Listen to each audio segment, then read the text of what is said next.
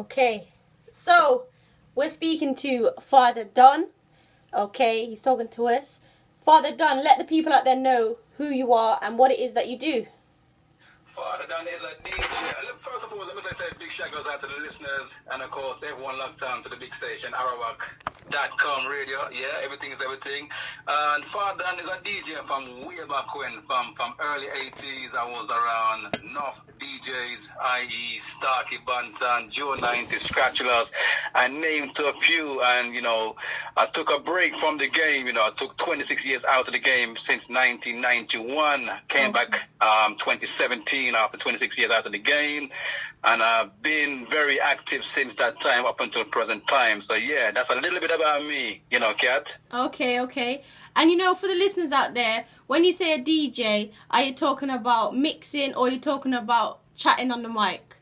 Well, you see, when was the mic? Was it with talkaphone, yeah? Yeah. Okay. All right. So, I'm fully overstand what you said still. So, yes, it's both. I was an actual DJ as I am today still, I play music as well as I'm MC, a mic chanter. Okay.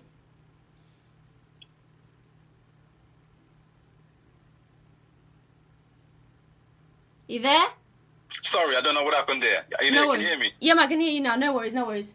Yeah, because... So we're DJs and we're chant music, so that's basically what we do, we do both, and still to this present time, I'm still doing both of those things, Okay.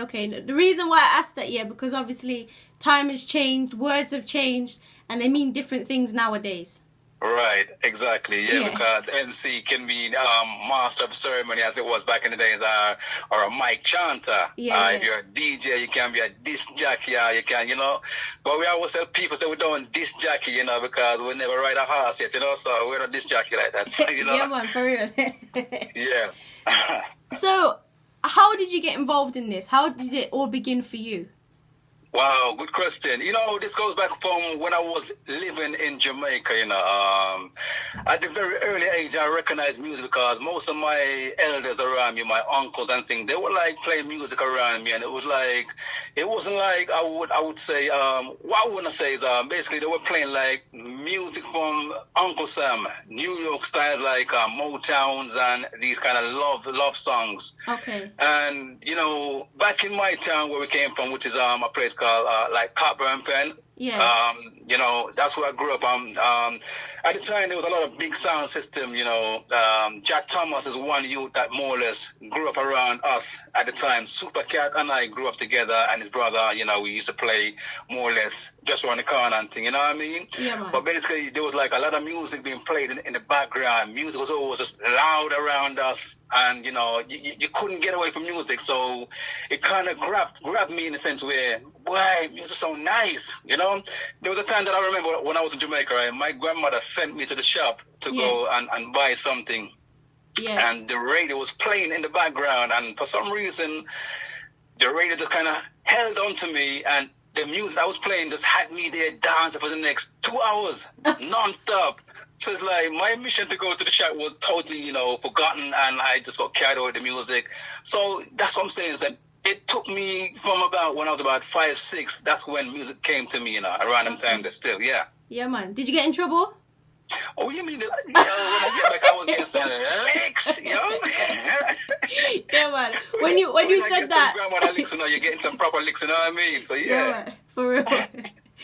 Okay, so for you and as an artist, what is it that's different, and what is the similarities from Jamaica to England? I know there's a lot of similarities, but what is different?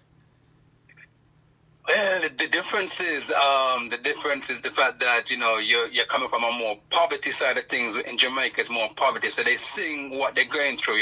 Over here, you can just sing because you have a style or a pattern or a melody. You know what I mean? But over there, the saying is, who feels and knows it. So therefore, you're gonna sing what you're going through. You know what I mean? Because when your mind say, "Boy, to be poor is a crime," that in itself explains exactly how they feel, and them say, "Who feels it knows it." Yeah. Over here now, the English youth them can just pick up a thing and say, "Yeah, we're gonna write a song and sing a song," but basically, they have to go for certain things to actually, feel that sometimes to me, it's not that I'm going to put down anyone or any DJ as such, but you have to live a certain lifestyle, you know, to actually write a certain topic that can actually relate to how you have been in a certain situation. You know what I'm saying? Yeah, man. You know, you know, you can go out there and you're walking down the street and, you know, you got picked on by the police, and, you know, if you can actually write a song about that, then that's creative, you know what I'm saying? So that's the difference between over here and over there. That's the big difference, really. Okay. And you as an MC, as a chatter, etc., do you take your Jamaican experiences in your music, or is it different now? Well, again, good question. There's a lot of my songs that I've done that actually has a bit of what I've been through in Jamaica. There's a lot of stuff that I've done that has not been released as yet, but very soon you're going to hear some of those styles of me where I'm singing about Jamaica and some other stuff, you know. So, you know, yes, there's a lot of stuff that I'm doing right now, which is still in the making right now. But yeah, I do talk about experiences from Jamaica as well as what's happening over here in England, London. Okay, yeah, man. So, you spoke earlier as well that you're a DJ as well, as in on the decks. Mm-hmm. Okay. What station are you on? Well, that's Yard 5's radio. You know what it is? This Yard 5 station is my own creation. You know, I've been on other stations where you call it the pirate ships from back in the days. I was around DBC, Continental, I was around RJR, so much different stations, you know, and I've been through, you know, the lessons, so to speak, you know, and, you know, thought to myself, you know something, I got a bit tired of the DTI raiding studios and taking away people's stuff. So I decided, you know, after a long time, you know, I'm going to do my own thing and start my own station, which is an internet station. We've been going for the last 9 years now, unprovoked by any DTI such as, you know, those alien bodies that come out and take away your stuff. So we pay our license, you know, we're with PRS and PPL, you know, we're paying our dues. So we're a legal licensed radio station to play certain songs on our station. So yeah, so that's who we are, Yard Vibes Radio 876. Yeah, man. You know? Yeah, man, for real. I was listening to it the other day. It's nice, man. Respect. You know, we're still growing, and I mean, you know, we are in partnership because, I mean, I hear most of your shows because of one of our presenters. He's one of your presenters as well, Little Minty. Oh, yeah. So he does what he does. I've gone back with Minty from way back as well. Minty's like my brethren, you know them ones? Yeah, man, for real. Yeah. Okay. You know what I've noticed as well? That a lot of the time, somebody knows somebody that knows somebody. The world is small, man. And that's what I'm saying. Most times, you got to be careful how you talk. If you got a certain talks about you where you're always out there talking about people, just be careful because the right ears will catch you saying something about the wrong person. You know what I'm saying? Man, so, for real. Smart, remember that. You know what I mean? Always. So, me being a presenter, I'm always curious to know how other presenters, other DJs go about preparing their shows. Do you put a lot of effort into preparing your show? You know, one time I used to sit down there and plan my shows, but it becomes so easy now where I can just do a show at the spur of the moment where, like, if I'm even running late, like even a minute before my show starts, I can just start my show and know that I'm going to start my show with that song, and then the whole thing falls into place. It's that simple for me right now, Yeah, man, okay. So, when we're talking about music and we're talking about how it starts and those sort of things, what is it that kind of was the spark for you?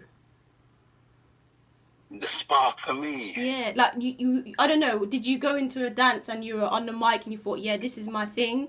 Or was it just like that? It started back, good question again. I mean, you know, just leaving school, because what it was, we used to have like sound clash in school. We used to like walk with the cassettes.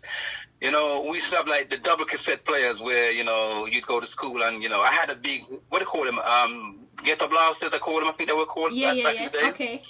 And everyone that, you know, could afford to buy one, you know, had one. And then we'd have like sound clash. You'd be in your corner and I'll be over there and I'm playing all the what's the name now? Fred Lux, Black Starline and all them big songs, you know? Yeah, man. They be playing like Uptown, Top Ranking, and all them other songs. And what's that one that Steel Pulse used to sing again from the Ku Klux Klan? Them kind of songs, you know what I mean? So that was like a clash back in the days, you know what I mean? So yeah, I remember those days back in school, man. So yeah, it started for me at that kind of age where we just left school, and it became more and more, you know, fundamental. Where, you know, I was now doing like house parties. Built my first sound system called Young Warriors with my version them, you know, and from there, you know, it escalated to bigger things where we were now grown sounds from being Young Warriors, and then we became Bubbler's Choice, Ladies' Choice, then we became Zigzag, and then we became a sound which is now still running right now called Optimistic Features, you know. So, you know, we're still up and running. So, yeah, it started from that kind of age where we was at school learning the fundamental side of what it's like to go out there and be a sound system or to operate with a live crowd. And, you know, used to do like house parties for friends and, you know, shoot beans. We used to break down in certain houses, kick out certain doors and just set up sound system and play. You know what I'm saying? Yeah, for real. So, same again, really. But what do you think is happening within reggae music now? Because there seems to be a lot of, I don't know, young people talk now, a lot of beefing, a lot of kind of this DJ says that to this DJ or whatever. What do you think's going on? I don't think you can mix reggae music with that, you know. I think reggae music is on a different level. The platform that reggae is on right now, it's a universal message reggae is dealing with right now. So I don't think reggae should really be caught up in that kind of controversial thing where if you're saying the youth them that's out there now doing their grime and this and that, because I don't see dancehall like that or reggae, because reggae, you know, back in Jamaica where you have Ninja Man, Super Cat, Shabba Ranks and them guys when they were just doing this thing as a you know, it's a friendly clash, you know. But most times, you know, when Vibes Cartel and Fawda took it to another level now, you know, they were like, it's like, you know, you're supporting your own football team, you know, you say Arsenal and him Man United, and, you know, everyone had their own divisions, you know, that they support it. Yeah. So at the same time, sometimes the people who support the artists take it to the extreme way, because a man said to a man, boy, this about your mother, and then, boy, the man said about your mother, you know, and ray. I don't think that, you know, it's on a thing where it's personal. It's just that sometimes the words come out so easy for them to say, you know what I mean? So reggae don't really come into that kind of environment, to be honest with you. Reggae is a message, and dancehall is a different thing where it's more about dance and pose and who can do the best thing, you know what I'm saying? So there's a big difference in that question still. For real. So, who's inspiring you, either back then and now?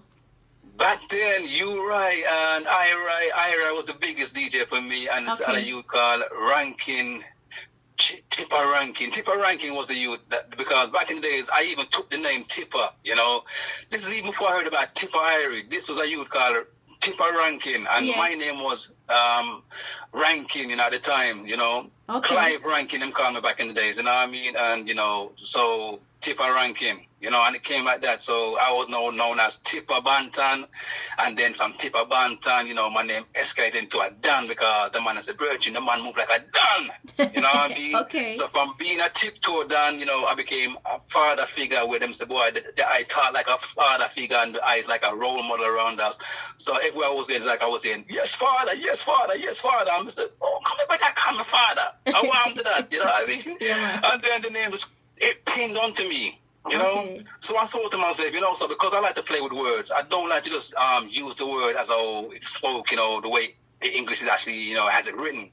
I always want to play with words. So when father became to me now, I'm like, fatter is what they say as father, Father. That's fatter to me, you know. So I said, oh, would I change the word to suit me now? So I said, okay, you know what, take out the THER and put WDA. So then them say, what do you mean the W now? What it is with the W? The W is two V's put together to make it double victory, which means I've conquered the name twice over. So when you say father, some people say further, but they're trying to pronounce the W. But it's not like that. Just say Fawda Don, and that's as simple as that, you know. And so that's how my name came about, and that's to be what it is from that time to this time, you know what I mean? Fawda Don. Simple thing, you know what I mean? And we've been there from that time to this time. Yeah, man, for real. So, being so experienced within music, what would you say to up-and-coming artists, up-and-coming musicians, etc., etc.? What would you say to them as some advice?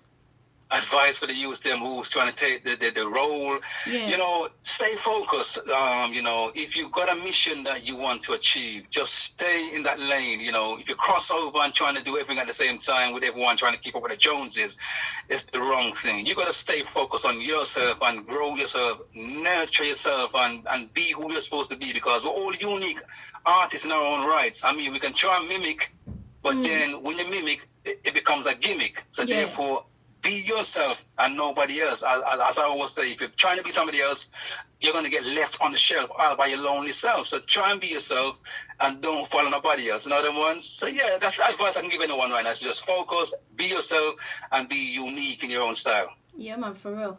So what's next for you? You got any plans for the future? There is so much. As long as there's life, you know, a real question. As long as there's life and there's blessings, there's so much coming from me right now where, you know, it's unbelievable. There's so much work's been going on right now behind the scene where, you know, there's songs writing, there's music being sent to me from all angles. And, you know, I just can't, I can't give up right now, because when I asked the universe 2 years ago, you know, that I want to come back into this business, the universe heard my prayers and they granted me that, you know, that stage or the platform to come back into the game. And I've met some wonderful people since I've come back where, you know, Genius, I've been around these guys since I came back. I work with so many different artists where, you know, not artists, but just as well as producers, you know. Can I name a few of them still? Yeah, man, for real. Yeah, I've worked with so much of them where, you know, like Young Ruler, Chucky Banton, Basie Clark, Tannyman, Joe G, and, you know, like I said, I'm now working with, you know, Genius, One Harmony Gang. We've done our first EP. We came out a few months back, and that's the album that is out now, the EP called The Stone. So, you know, there's a lot coming from Fawda Don right now where, you know, the album, look out for the album very soon. There's so much things, like I said, that's happening right now where I can't even begin to speak as to when, but, you know, everything locks itself into the right perspective, you know what I mean? Yeah, man. Well, you have my full support, yeah? Send it my way and I'll play it for you. Definitely, sister, definitely. Yeah, man. Well, the listeners out there, everybody like that's locked in, make sure you support Fawda Don. But Fawda Don, would you be up for doing a little something now, live on air? Anything you say, just say it. Yeah, man. All right, people, you know, we have a song called Round and Round in a Circle, right? It's about some people, right? Sometimes you move with people and it's like you don't really know who they are, but, you know, sometimes they show themselves in certain ways where you say, oh, so you move like a snake. Someone say, all right, round and round and round in a circle, take away yourself from certain people. This is enough of them a move unstable. You can't tempt me with no bad apple. I know everybody you feel up round your table. Red eye with this, you like them did able. Got to tell them me they on a different level. My father Jah, he's so honorable. I feel ask them why them so miserable. Walking in a dark like them name is a Jekyll. War them a war like when pot cuts keckle. Cool down your temper, me tell them. Sure, DJ Kat. Yeah, man. So the thing said. Yeah, man, for real. You know what? I'm so happy to speak to you and talk to you. I've heard lots of different things about yourself, but it's nice to actually speak to you, you know? Yes. Give thanks, you know? Every time. Yeah, man, for real. But blessings every time. And big up the listeners them for Arawak Radio, and big up all the presenters them as well, you know, management, and keep up the work, you know, keep up the good work still. Yeah, for real. Give thanks once again, yeah? Every time. Blessings and strength. Heal up Emmanuel, up there. Yeah, King Selassie, after me sit down and a cool and a patronize. Me watch Eden all a pass and a disguise. Your heart it no clean, me I go body out. And if you full of bad mind, me I go run you out. Selassie, the father, me and the son, you know. Cause me say blaze up the fire.